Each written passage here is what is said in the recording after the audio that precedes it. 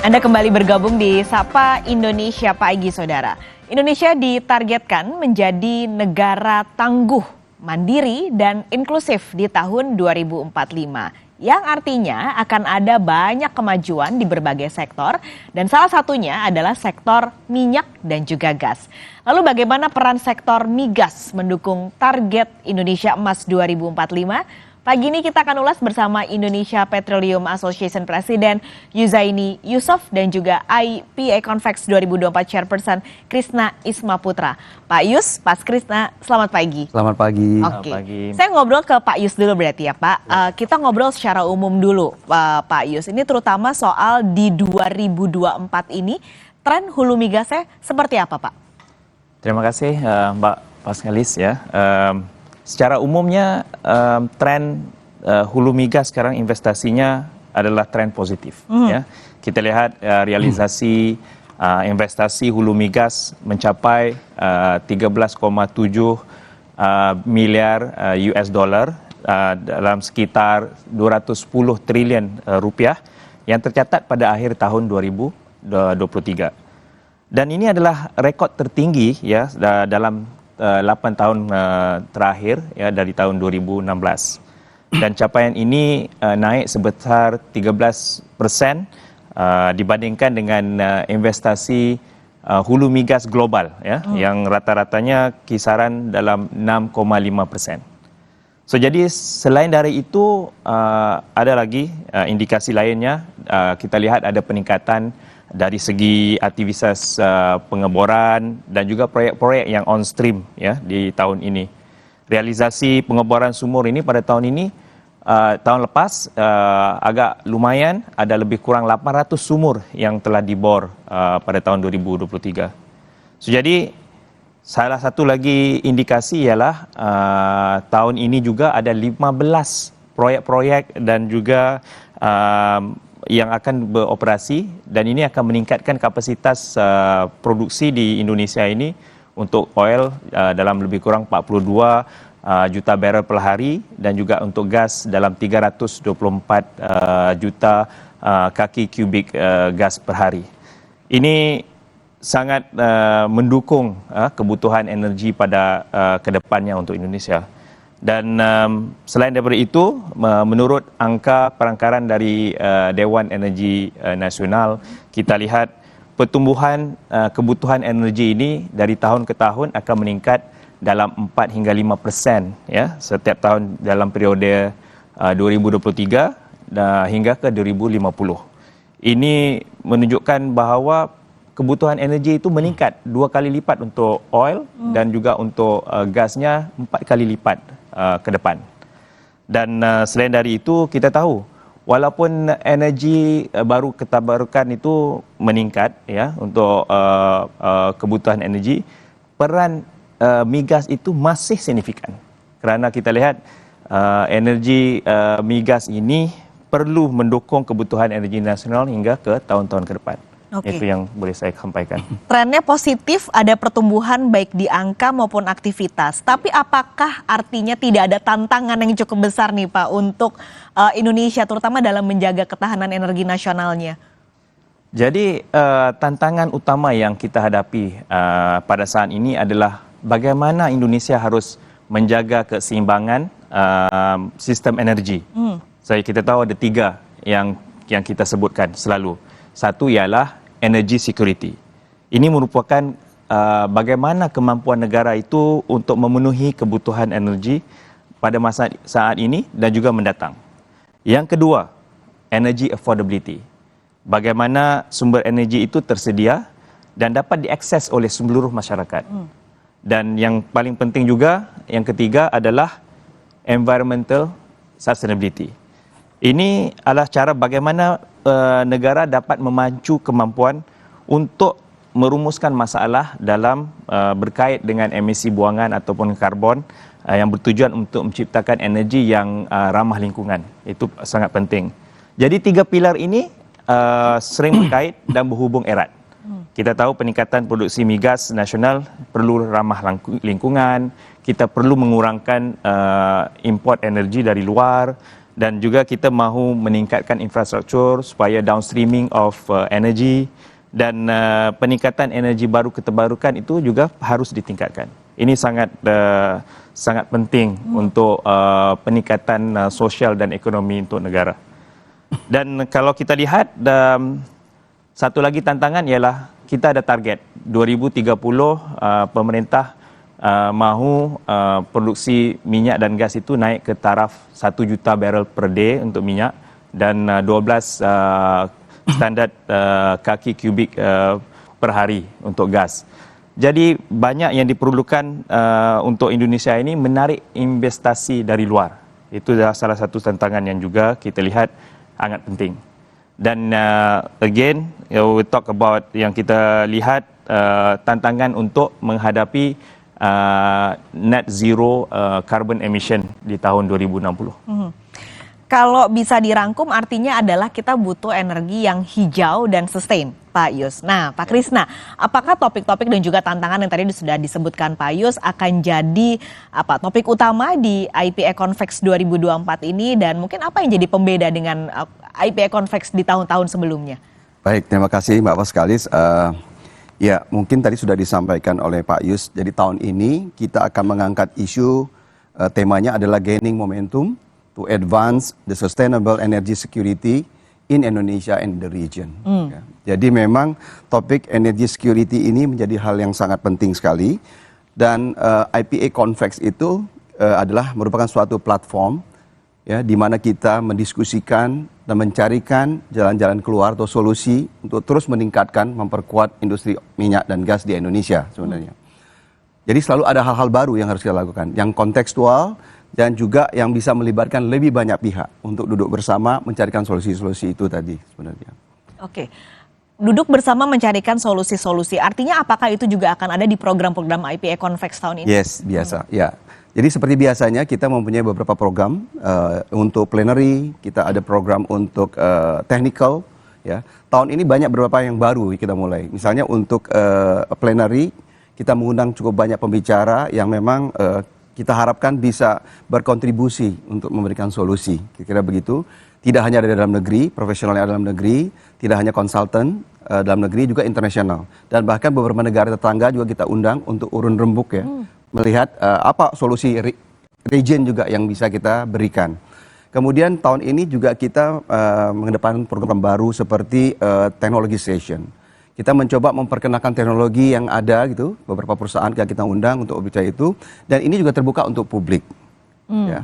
Jadi saya katakan tadi bahwa sebagai sebuah platform kita mencoba untuk mendiskusi, mencarikan solusi, tetapi juga karena IPA Convex ini ada convention dan exhibition, kita jadikan ini juga sebagai media edukasi dan mengkomunikasikan agar masyarakat umum juga mengerti mengenai posisi oil and gas di dalam berkontribusi di energi transisi seperti itu. Ini targetnya siapa Pak untuk partisipannya? Partisipannya tentunya hampir semua pihak yang terkait, misalnya adalah dari government, pengambil keputusan, kemudian dari parlimen gitu ya, kemudian ada juga dari profesional oil and gas yang lain, para konsultan oil and gas ya, investors, juga masyarakat umum, dan yang paling penting juga tahun ini kita sangat intensif untuk melibatkan orang-orang muda. Ya, karena kita tahu orang-orang muda ini adalah akan menjadi penerus. Ya. Mereka harus mengerti situasi, persoalan, dan bagaimana oil and gas Indonesia ini bisa dikembangkan untuk mendukung energy security. Yang penting tentu dicatat. Ini kapan, lalu di mana gelarannya ini Pak? Baik. Rencananya kita akan mengadakan di ASBSD pada tanggal 14 sampai 16 Mei, jadi minggu depan, Mbak. Oh, oke. Ya. Jadi sebentar lagi persiapannya ya. Nah, ini juga yang tadi menarik untuk lebih dibahas adalah soal transisi energi. Ini kan juga lagi banyak yang membahas gitu ya Pak Krisna dan Pak Yus. Nanti kita akan ngobrol soal transisi energi usai jeda Pak Yus dan Pak Krisna. Jangan kemana-mana saudara, Sapa Indonesia Pagi akan segera kembali usai jeda.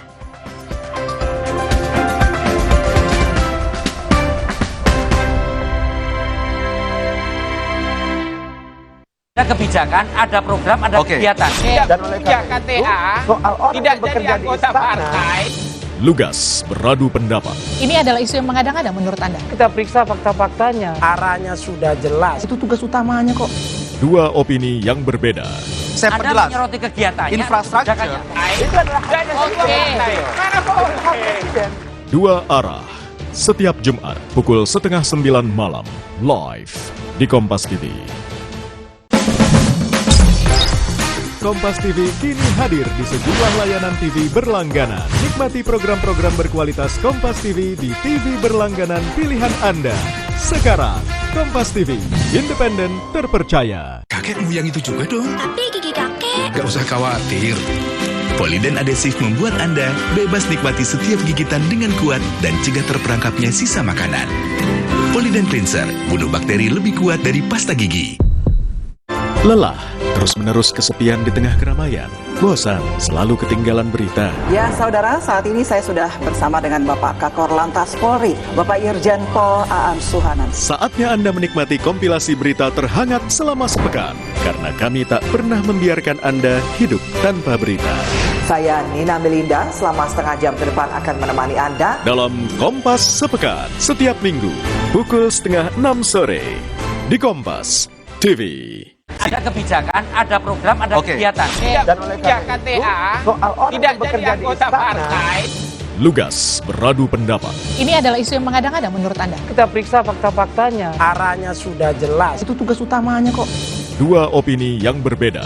Saya Anda perjelas. menyoroti kegiatannya, Infrastruktur. kebijakannya. Itu adalah Oke. Mana Pak Presiden? Dua arah. Setiap Jumat pukul 8:30 malam. Live di Kompas TV.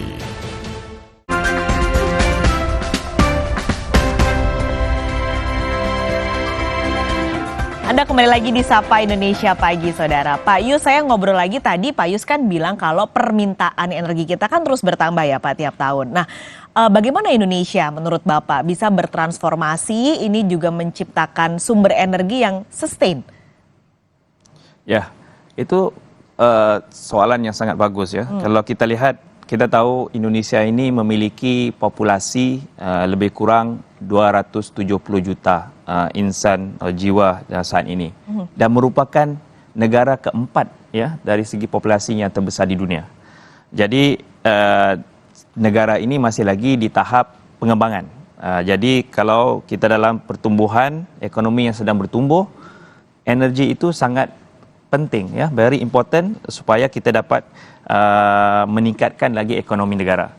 So rata-rata kalau kita lihat datanya mengatakan peningkatan energi itu dari tahun ke tahun adalah lebih kurang 4 hingga 5% ya, peningkatan dari especially yang terjadi lagi 2 dekad terakhir ini.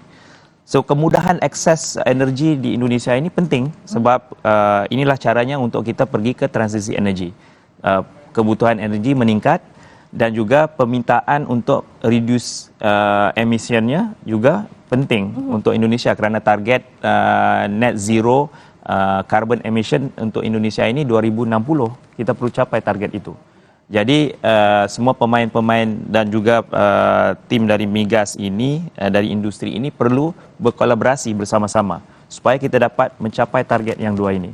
Kebutuhan energi meningkat dan mengurangi carbon emissionnya juga. Dan kalau lihat apa yang diperlukan, yang dibutuhkan adalah ini satu usaha yang besar dan kita perlu something yang different, yang berbeda. Jadinya Indonesia perlu bersaing dan menarik lagi investasi dari luar dan juga dari dalam negeri.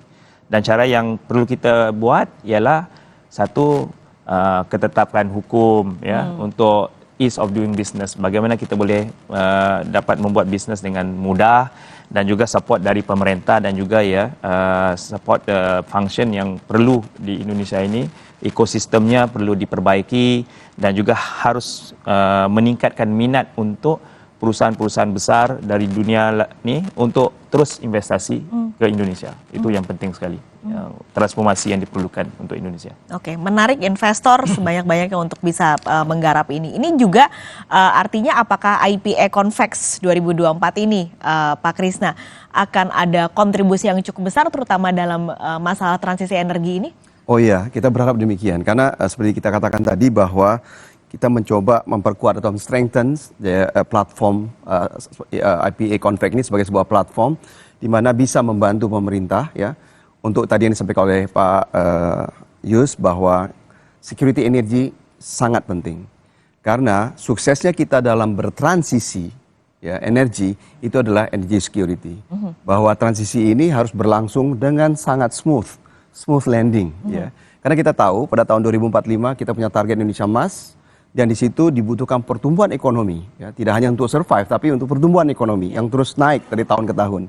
Dan pertumbuhan ekonomi itu memerlukan energi sangat besar. Oleh itu tadi Pak Yus juga mengungkapkan berkali-kali ya lipat itu kebutuhan energinya gitu.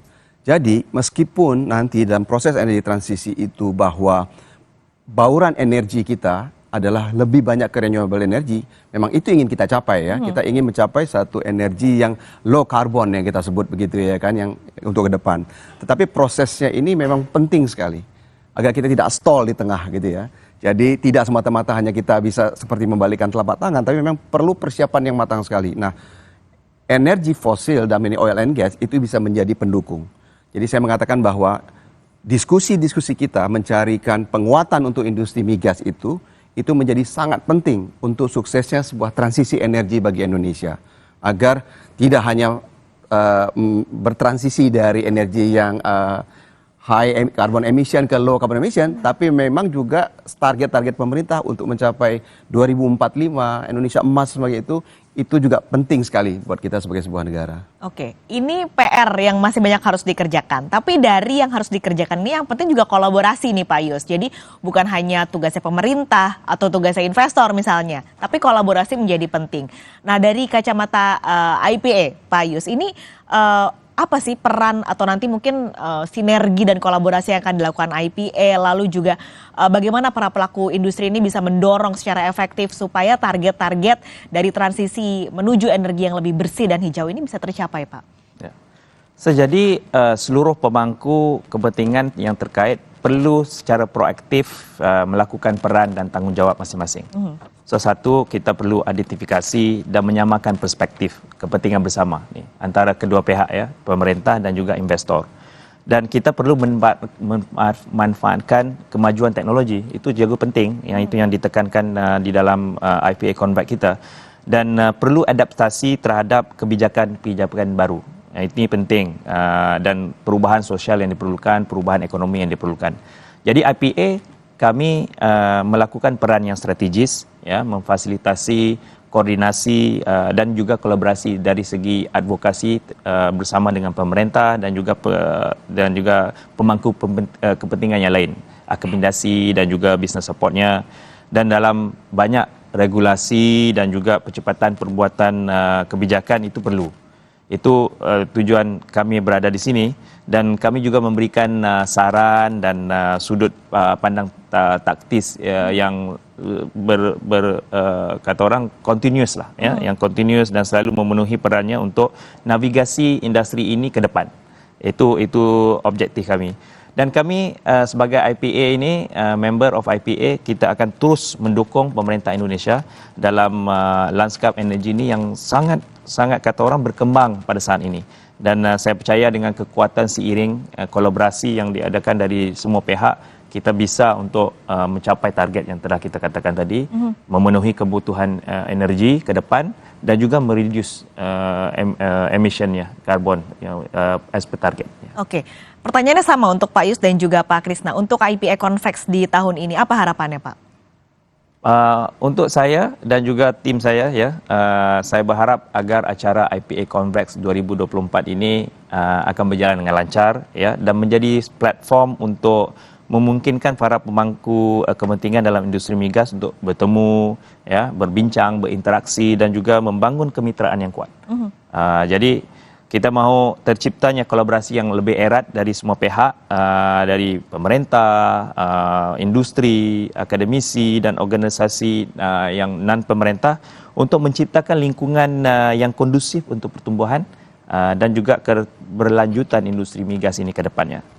IPA Convex juga akan menjadi tempat untuk perusahaan-perusahaan untuk mempamerkan inovasi yang terbaru, teknologi yang kita ada, yang canggih dari industri migas ini, yang boleh kita gunakan untuk kita mencapai target yang kita nyatakan tadi, increase energi dan juga mereducekan emisi. So jadi tentunya banyak masukan dan dorongan yang kita akan dapat di IPA Convex ini untuk pertumbuhan industri ini. Itu yang harapan saya. Oke, kalau dari Pak Krisna? Ya, saya menyambung apa yang disampaikan oleh Pak Yus tadi adalah bahwa harapan kita bahwa IPA Convex ini menjadi platform yang sangat penting, jadi platform yang penting untuk semua stakeholder, baik itu stakeholder yang terkait langsung dengan industri oil and gas, tapi juga tidak hanya berhenti di situ, karena kita juga ada exhibition dan sebagainya yang disampaikan tadi. Ini juga penting untuk mengedukasi dan memberikan pemahaman yang lebih sesuai kepada semua masyarakat Indonesia. Jadi saya berharap bahwa akan cukup banyak yang mengunjungi IPA Convex ini karena banyak hal akan ditampilkan di sana dan seperti Pak Yus katakan, dengan memahami persoalan itu maka kita bisa bersama-sama untuk menghadapi semua tantangan ini dan mencapai target yang kita butuhkan. Oke, semoga bisa jadi benar-benar kontribusi untuk menciptakan energi yang sustain, yang lebih hijau supaya target di 2045 bisa benar-benar tercapai, Pak. Betul sekali. Terima kasih Pak Krisna, Pak Yus sudah bergabung di Sapa Indonesia pagi hari ini. Sukses acaranya 14-16 Mei 2024 nanti. Amin. Terima kasih Pak, sampai ketemu, sehat selalu. Baik, terima kasih. Dan saudara, Sapa Indonesia pagi akan kembali dengan Kompas Bisnis. Kami punya informasi soal impor beras yang berlanjut saat produksi dalam negeri diperkirakan surplus atau lebih dari kebutuhan. Cuaca panas dan kekhawatiran gagal panen jadi alasan Kementerian Perdagangan. Jangan kemana-mana, Kompas Bisnis segera kembali.